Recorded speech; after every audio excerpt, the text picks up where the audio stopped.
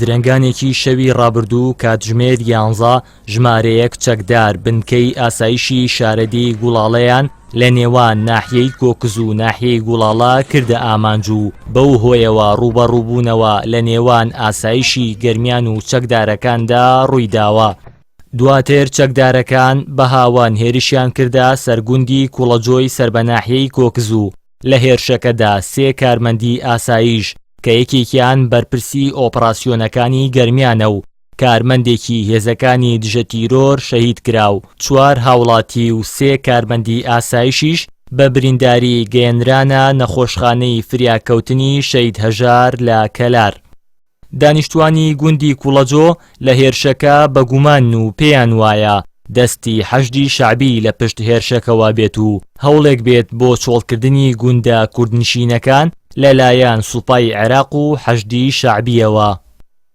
دیۆکە سەعات 10:40 شەوی ڕابردوو هێرشیان ئەوردە سەر ئەو سێتەرە لەوێ لەناو ئەو دارێ لە تەقەیان کرد لە ئاسایشەکان ئاسایشێکیان کوشت و لێرەش دوای سەعات تقریبا بۆ سەعات 11 و پێش دقەیە دەقەیە تەقینەوەیان دانا دوای ئەوە تەقەکان نەما ئاسایش هات لە کەلارەوە قووەت هات وەختی قووەت هات دەرچوون تەقینەوە بۆ ئەو قووەتە داناوین و هاوەنیان تەقان پێشەوە هێرش بکەن هاوێنان تەقان بۆ ناو ئەم خەڵکە دان لەم خەڵکە دان لە گشت هاوەن تەقی لەو پشتە ئەلەوێ هاوێنی تەقی ئەلەو شوێنە و هاوەنی تر لێرە لەلای ئەو جامە ئەو مزگەوتی کۆنە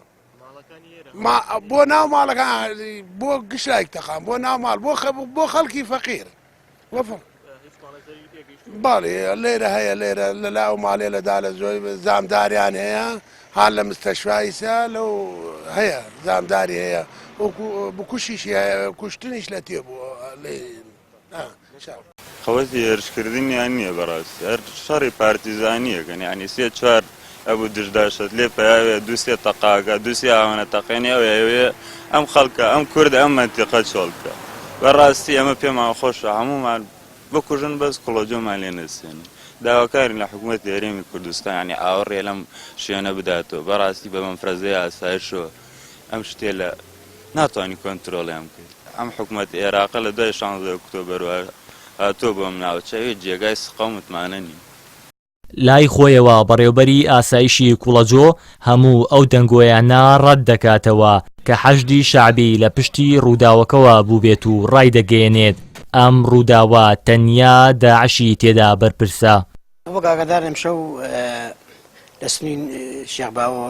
چەکدارەکانی داعش بە شێوەیەکی نێنی و دزەیان کردن نێزەک زاڵگەی خواری کوڵەجۆ کە ئاسایشی لێیە و لە ناو باخەکان و لە ناو قەڕم و قامشەکانەوە توانیان بدەن لە سەیتەری خواری کوڵەجۆ کە ئاسایشە لەوێ و لە کاتی ڕوبەڕووبوونەوە دوو ئاسایشمان شەید بە بەداخەوە و لەلایەکی ترشەوە لە ناو باخەکانی کوڵەجۆ توانیان عبوویەک دابنێن و سیادێکی هێزەکانی پێشمەرگە تەقی و دوو پێشمەرگەی شەید کرد. ئێمە بەڵگەمان هەیە داعشە و لە شوێنی هاتنەکەیان و گەڕانەوەکەیان و هەموو ئەوانە ئاگاداری نەگیراوە مە شوێنەکانمان دۆزیێتەوە لەکوێ و بەڵام هەمووی لە شێخباوە دێت لەژێر دەسەڵاتی حکوومەتی عێراقیە و کە جەشت توانای نییە بووی. لەگەڵ ئەوەی سەرۆکی ئەنجومەنی وەزیران کۆتایی هاتنی داعشی ڕاگەیاند بەڵام ناوبەناو و لە چەند شوێنێکی جیاواز هێرشەکانیان بەردەوامی هەیە و تا ئێستاش نەتوانراوە داعش بە تەواوەتی بنبڕ بکرێت بەتایبەت ناوچە هاوسنوورەکانی سوپای عێراق و پێشمەرگە لە داعش پاک بکرێتەوە. هاوار محەممەد کەناڵی ئاسمانی پەیام گوندی گوڵاڵەی سەربەناحی کۆکس.